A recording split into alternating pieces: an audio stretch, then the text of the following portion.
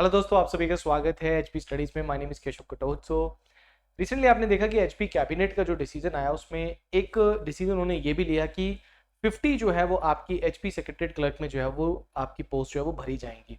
तो कैबिनेट का ये डिसीजन जो है, जब ये इस तरीके के डिसीजंस लिए जाते हैं तो उसमें हमेशा ध्यान में रखना है आपने कि दैट ये फ्यूचर में आपको पोस्ट देखने को मिलेगी ही मिलेगी। सो आज की वीडियो में हम उन बच्चों के लिए ये वीडियो जो है वो बहुत इंपॉर्टेंट हो जाएगी जो फर्स्ट टाइम जो है वो इस पेपर की तैयारी जो है वो करेंगे। देखिए, इस वीडियो में हम एक तरीके से क्वालिफिकेशन और एक तरीके से एग्जाम पैटर्न को समझेंगे और इसके साथ साथ सिलेबस को भी समझेंगे। देखो, मैं पहले बता दूं कि एग्जामिनेशन जो है इन फ्यूचर HPRCA ही लेगा। HP मतलब हिमाचल प्रदेश राज्य चयन आयोग ही जो है वो ये एग्जामिनेशन आपका लेगा। अब इसके ऊपर CBT आपकी CBT होता है, कंप्यूटर बेस्ड टेस्ट होता है। पेपर 1 एक अलग से करवाते हैं, उसके बाद आपका पेपर 2 होता है। That is for the future perspective, ठीक है। बट मैं आपको ये बता दूं कि अभी तक जो एग्जामिनेशन हो रहा है वो किस तरीके से आपका एग्जामिनेशन होता आया है।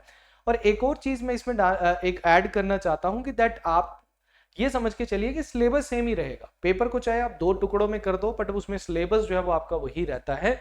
तो वो यहाँ पे आपके लिए बड़ा बेनिफिशियल होगा। तो आपका जितने भी आप एग्जाम्स की तैयारी कर रहे हो, उन्हीं एग्जाम्स की तैयारी के बीच में ही सेक्रेटरीट क्लर्क की तैयारी भी आपकी बड़े आराम से जो है वो हो जाती है, ठीक है। तो चलिए बढ़ते हैं वीडियो की ओर। तो सबसे पहले मैं यहाँ पे क्वालिफिकेशन की बात करूं कि क्वालिफिकेशन क्या चाहिए, तो यहाँ पे क्वालिफिकेशन आपकी क्या चाहिए, आपको ग्रेजुएशन जो है यहाँ पे क्वालिफिकेशन आपकी लिखी हुई, ठीक है ना। आपको ग्रेजुएशन होने या ग्रेजुएट हैं, अगर आप फुली ग्रेजुएट, आप फाइनल ईयर में है, दैट इज नॉट एप्लीकेबल। आप फुली एक तरीके से ग्रेजुएट हैं, आपकी डिग्री आपके हाथ में है, मार्कशीट्स आपके हाथ में है, तो ग्रेजुएशन किसी भी यूनिवर्सिटी से अगर आपने किया है तो यहाँ पे आप आराम से एलिजिबल हैं इस पोस्ट के लिए। उसके बाद अगर मैं एज की बात करूं तो 18 से 45 साल की एज के बीच के सभी कैंडिडेट जो हैं वो इस फॉर्म को भरते हैं। जब नोटिफिकेशन आएगी तो लास्ट और स्टार्टिंग डेट जो है वो आपको उसमें ही कंफर्म जो है वो हो जाएगा, ठीक है। 5 ईयर का रिलैक्सेशन भी यहाँ पे SC ST OBC को जो है वो दिया जाता है, एज पर द नोटिफिकेशन आपको मिल जाएगा, ठीक है।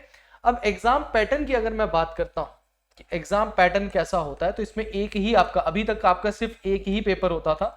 वो पेपर आपका 200 क्वेश्चन आपको उसमें देखने को मिलता था, 100 मार्क्स का होता था और 200 क्वेश्चन आपको देखने को मिलता था, ठीक है। और ये 200 क्वेश्चन में कोई भी नेगेटिव मार्किंग आपकी नहीं होती थी, ठीक है। नो नेगेटिव मार्किंग, आपकी इसमें कोई भी नेगेटिव मार्किंग आपको देखने को नहीं मिलती थी, ठीक है। और इसमें अलग अलग तरीके से आपको हर सब्जेक्ट के क्वेश्चंस आते थे, वो भी मैं आपको डिस्कस करूंगा। और एक चीज का ध्यान में रखना कि इसके बाद एक टाइपिंग टेस्ट आपका होता था। टाइपिंग टेस्ट होता था, जिसको टाइपिंग टेस्ट आप इंग्लिश में अगर करना है तो 30 वर्ड्स पर मिनट आपका आना था, ठीक है। उसके बाद अगर आप हिंदी में करते हैं तो आपके 25 वर्ड्स पर मिनट आपको जो है वो करने होते, ठीक है। ये पहले पेपर होता था। उसके बाद इसमें कई सारे झोल जो है वो देखने को मिले, आपने देखा होगा कितनी सारा करप्शन जो है वो देखने को मिली है। तो उसके बाद अब आगे क्या होता है इसमें वो हमें पता लगेगा, बट सिलेबस बहुत इंपॉर्टेंट है। तो सिलेबस को अगर जान लेते हैं तो वही सिलेबस, देखो हर जगह पे आपको यही चीजें देखने को मिलती हैं।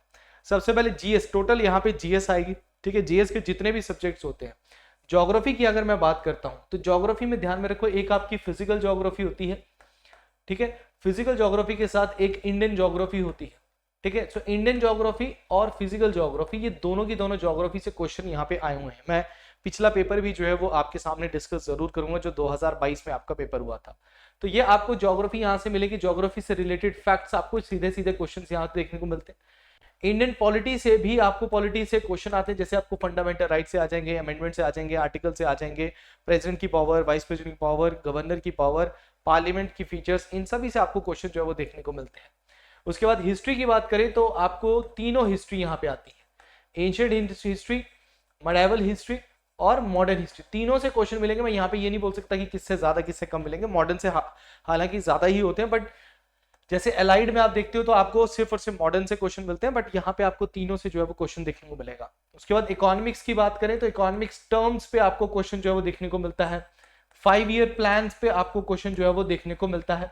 उसके साथ साथ अनएम्प्लॉयमेंट पे आपको क्वेश्चन देखने को मिलता है, ठीक है। उसके बाद पॉवर्टी पे आपको क्वेश्चन देखने को मिलता है, IMF पे क्वेश्चन देखने को मिलता है, वर्ल्ड बैंक पे क्वेश्चन देखने को मिलता है, बैंकिंग सिस्टम पे क्वेश्चन देखने को मिलता है, RBI पे क्वेश्चन देखने को मिलता है, जितने भी इंटरनेशनल बैंक है वहां से क्वेश्चन देखने को मिलता है। हिमाचल जीके की बात करें तो फुल ऑन हिमाचल जीके आपको यहाँ देखने को मिलेगी। कम से कम आपको यहाँ से 10 से 15 क्वेश्चन जो है वो आपको हिमाचल जीके के देखने को मिलेंगे। तो यहाँ पे HP जीके बहुत इंपॉर्टेंट एक रोल प्ले करती है। आप हिमाचल में किसी भी पेपर की तैयार कर रहे हो तो HP जीके तो आप ये लगा के चलिए कि आपको आनी ही आनी है। तो एचपीजीके में भी आपको टेम्पल से क्वेश्चन, ज्योग्राफी से क्वेश्चन, हिस्ट्री से क्वेश्चन, इकोनॉमिक सर्वे से क्वेश्चन ये आपको यहाँ पे देखने को मिलेंगे। एनवायरमेंट को अगर मैं ज्योग्राफी में ही इंक्लूड करूं तो हम इसमें देखेंगे 5 तक क्वेश्चन आपको एनवायरमेंट से क्वेश्चन यहाँ से पूछे ही जा रहे हैं। उसके बाद कंप्यूटर के भी 20 क्वेश्चन जो है वो कंप्यूटर के भी पिछली बार जो है वो पूछे गए थे। कंप्यूटर के क्वेश्चंस आपसे पूछे ही जाते हैं, तो ध्यान में रखना कि कंप्यूटर इन्होंने पूछा था पिछली बार, अब इस बार डालते हैं कि नहीं डालते हैं, दैट इज ओके, ठीक है। साइंस के कम से कम 20 क्वेश्चन आपको, साइंस में भी आपको बायोलॉजी, ठीक है, उसके साथ आपकी फिजिक्स और फिजिक्स के साथ केमिस्ट्री, तीनों से आपको क्वेश्चन कम से कम 20 क्वेश्चन आपको यहाँ से देखने को मिलेंगे। और कम से कम 10 क्वेश्चन आपको करंट अफेयर से, पिछले बार पेपर के हिसाब से अगर मैं बोलूं तो 10 क्वेश्चन आपको करंट अफेयर, जिसमें करंट अफेयर आप जो नॉर्मल करंट अफेयर्स पढ़ते हो वहीं से आपको डायरेक्ट क्वेश्चन जो है वो आपके आ जाते हैं। उसके बाद हिंदी और इंग्लिश से आपको 15 और 15 क्वेश्चन जो है वो पहले देखने को मिले। तो 15 क्वेश्चन जो है वो आपको ध्यान में रखना है कि यहाँ पे आपको क्वेश्चन जो है वो देखने को मिले हैं from the Hindi and the English. तो हिंदी इंग्लिश देखो, हिमाचल प्रदेश में अगर आप तैयारी कर रहे हैं तो एचपी में अगर आप देखेंगे तो क्लास 3 की अगर आप पोस्ट की बात करते हैं तो वहां पे हिंदी आपको देखने को मिलती है। अगर आप क्लास 1 और 2 की बात करोगे, चाहे एनटी का एग्जाम दो, जो एचएस का, वहां पे क्वालिफाइंग आपको देखने को मिल जाता है। एनटी में तो आपको सीधा सीधा क्वेश्चन आपको मेंस में मिलेगा, वहां पे भी आपको एचएस में भी मेंस में मिलेगा।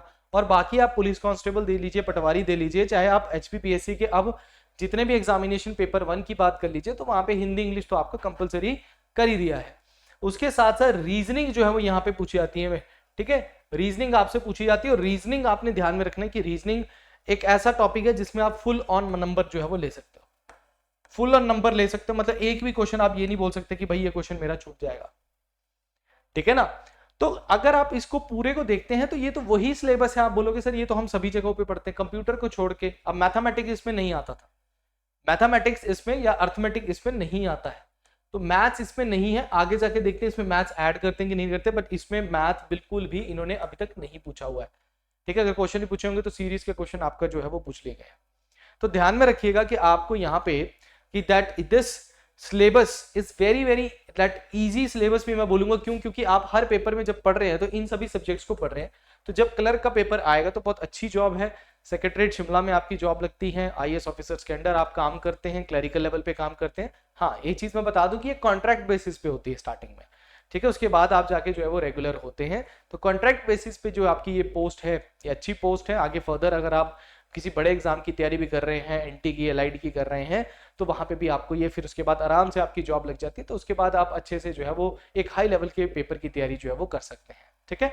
तो इसके एंड में हमारा एचपी एलाइड का इस टाइम पे हमारा कोर्स जो है वो प्री और मेंस जो है वो 18 मार्च से स्टार्ट है। अगर कोई बच्चा इस कोर्स को ज्वाइन करना चाहता है, ये ऑनलाइन रिकॉर्डेड बैच है, तो हमारे को 78148462 पे कॉल कर सकता है, ठीक है।